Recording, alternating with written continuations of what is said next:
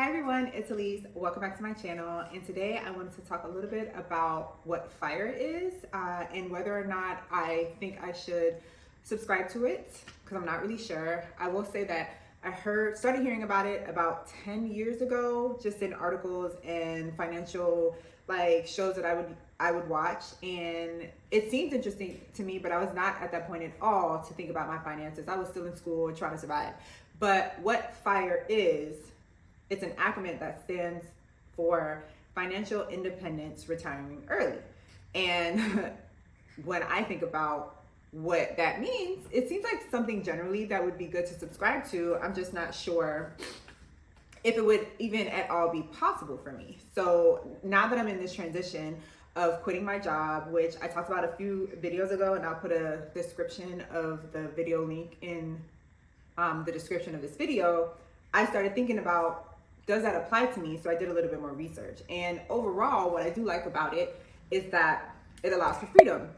It allows for flexibility. And even a little bit more so, what I found that's different, or they don't really blatantly say, but it does offer this if you are going to pursue FIRE, is that it allows resilience. Because in order to pursue FIRE, you have to have a certain behavior that you have put into practice and become really good at. And those behaviors allow you to be resistant to things that outside are coming at you, because you already have kind of your patterns in position and rolling.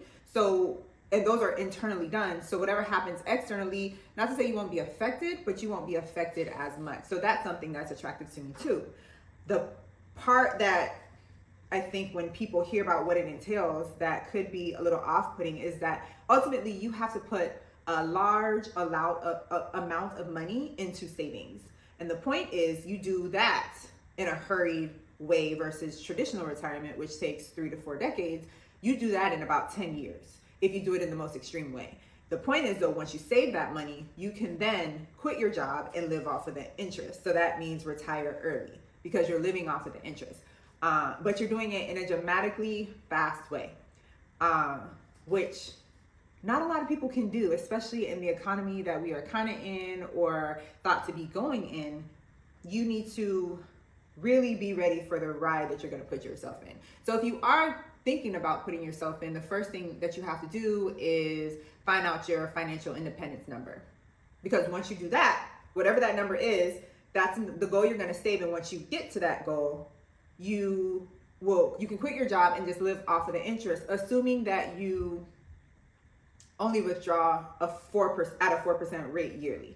If you do that, theoretically, your money will not decrease. It will actually increase over time, and you're able to draw that amount out yearly without having to go back to work, and you can just live off of it.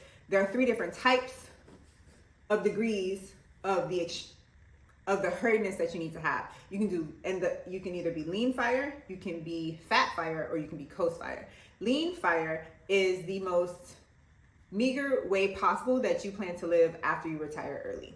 And whatever that number is, you just pick an arbitrary number. For simplicity's sake, I'm gonna say 40,000, because that's what I think about when I retire at 60. If you want to live off of 40,000, that's like the absolute most I would think you need at 65 in 2023 to 53? 40,000, right? So I would need to have $1 million saved. And the 4% rate would give me 40,000 a year. In lean FIRE, if I pick that 40,000 is what I need to have 25 that amount. So 40,000 times 25 comes out to $1 million. So let's say I started at 25, I would have to save $1 million as soon as I could. So I think maybe a reasonable amount of time would be 10 years. So hopefully at 35, at that point, I could retire with my $1 million from my job. So even if I wanted to start now, I'm 35, I could put in my mind, I'm gonna save $1 million as quick as I can. I'm gonna give myself 10 years. Then at 45, I can retire, which is still 20 years earlier than if I were to retire at 65, when God willing is when I'm gonna do it. So that's lean. Fat is where you give yourself a little bit more grace. And so instead of saying $40,000, I want to save $60,000 or $80,000, right? Which sounds so much more better to me, because it just is like, I'm doing all that saving now in life so that when I'm older, maybe I can do whatever I want. I want to have a little bit more money, right? So that's why I never really thought about retiring super early. I just wanted to make sure when I did retire, I made really well investments so I can just continue the life that I have accustomed myself to continue. So that just means, and you just multiply 60,000, or let's say 80,000 times 25, and I would either need 1.5 million or 2 million. That is F.I.R.E. Now we're gonna get to F.I.R.E, which is you don't necessarily have a big number. What you have is you save a certain amount of money by a certain age, and then once you hit that amount that you have arbitrarily picked, you know that it will grow theoretically based on past interest amounts in the market, and that you don't have to worry about it, barring some catastrophic thing that would happen that has never happened. So I can't imagine that it will happen, but if it does, we're all messed up, so it's fine. But yeah, that's what F.I.R.E is. And that is not necessarily, and those people tend to not say they want to quit their job, but they may like their job and they may want to work longer, but they are saving a little bit more aggressively to get a number, because once they get that number, they know they don't have to put $1 in there. It will grow to where they want it to be at 65. So those are the 3 different types. Real quick, please like this video so that it can push it out in the algorithm so more people can see it. I'm a baby YouTuber, and y'all liking the video has helped me a lot, so thank you so much. But please like this video. So back to what we were talking about. So as far as like, have I ever thought that I could do that? Not really. And that's because, to be honest, nobody really teaches that you can do other things other than go to school and work. And some people aren't even taught to go to school. They're just taught to go to school and start working right after high school, right? So it's foreign, just like it's also foreign to be taught good things about your credit. It's also foreign to be taught about being earnest about becoming a homeowner.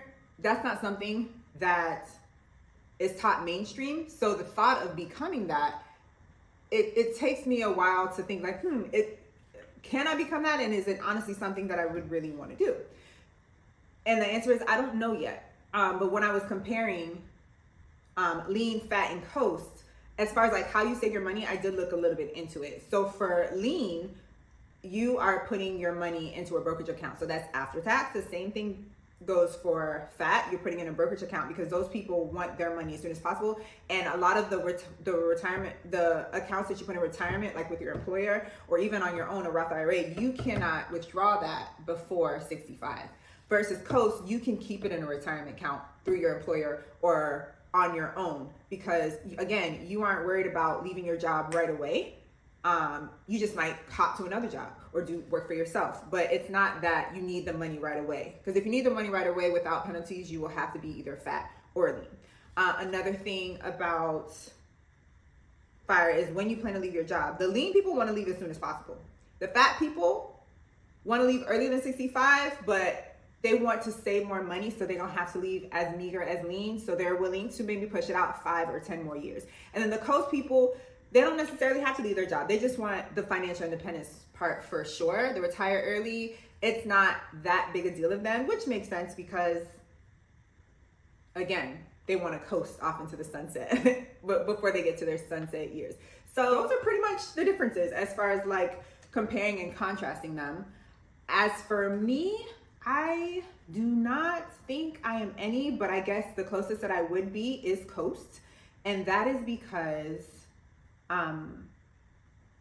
I do have a number in my head of what I want, but what I want right now, I do not have. And I'm quitting my job. So that's kind of why I don't consider myself FIRE, because quitting your job before you have the goal is not a part of what they subscribe to. But I'm quitting my job because if I don't quit my job, I will go madly insane. And there are other things that I want to do to at least try. And worst case scenario, if it doesn't work, I will go back and work for somebody else. But right now, I have some dreams that I would like to see come to fruition. And I can't be at somebody else's job doing that because they take up 40 hours of my time. So as far as that, what I have right now saved in my retirement, at 65, I'll have like 800,000, but I want $2 million. So I need to save, I did the math, and I would need to be saving $1,200 a month. And as I quit my job in about a month or so, I'm not going to be able to save $1,200 a month. I do have a few years. I'm giving myself till 40 to get myself back up to that. But I I'll be saving about $250 a month on my own working for myself, but 250, 1200, completely different. So I'm gonna give myself time. And then at that point, I'll be at that level. But right now, I don't see it. But what I do like about FIRE is that it's starting the conversation amongst working Americans to get their money situation right. And I can always appreciate anything that does that and gets people's minds thinking about something other than having to clock in 40 hours for like 4 to 5 decades of their life. And even though I wasn't thinking about FIRE particularly, while I was in college and while I was even in high school, I knew that I didn't want to work the same amount of intensity all my years. So my 20s, I'm gonna work super hard, but in my 30s, I do not want to work the same amount. And thank God I'm at a place where I worked really hard in my 20s. I don't have to do it. I can give myself a chance to kind of like see the world be my oyster and figure out what I want. But I don't have to work as hard. I can work smarter. And in my 40s, I'm not trying to do that. In my 50s, I'm not trying to do that either. So I was of that mindset.